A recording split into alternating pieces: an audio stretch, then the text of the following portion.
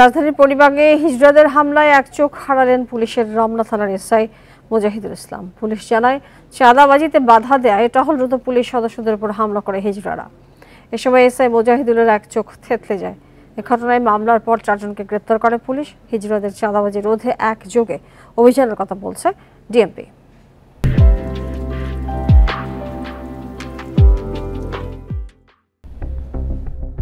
শনিবার গভীর রাতে রাজধানীর পরিবাগ এলাকায় টহলরত পুলিশের ওপর হামলার পর এভাবেই পালিয়ে যায় তানিয়া হিজড়ার নেতৃত্বে 4 জন।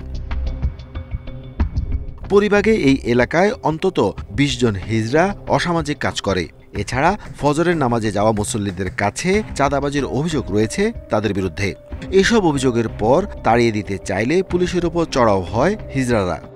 পিছন থেকে যখন আবদুল্লাহটা এসে ছাড়ের গায়ে লাগে, আর আমাদের পিছনে ছিল সাথী। আমার মনে হয় সাথী ঢিলটা মারছে, কারণ সাথী আমাদের 3 জনের পিছনে ছিল।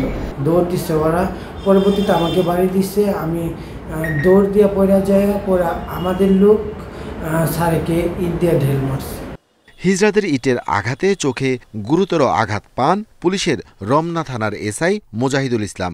চোখে অন্তত 104টি সেলাই দেন জাতীয় চক্ষু বিজ্ঞান ইনস্টিটিউটের চিকিৎসকরা। এতেও শেষ রক্ষা হয়নি, তার ডান চোখটি একেবারে নষ্ট হয়ে যায়। আমাদের সাথে তর্ক জুড়ে দেয় এবং তারপর আমরা যখন ধাওয়া দিই তখন ওরা হচ্ছিল রাস্তা পার হয়ে ওই যে মেট্রো রেলের নিচে যে আইল্যান্ডের উপর দিয়ে পাশে যায়। বসে যাওয়ার পর তার আগে আরও বিক্ষুব্ধ হয়ে যারা ছিল সব একসাথে হয়ে ওই পাশে চলে যায়। ওখান থেকে তখন সমানতালে নিক্ষেপ করতে থাকে।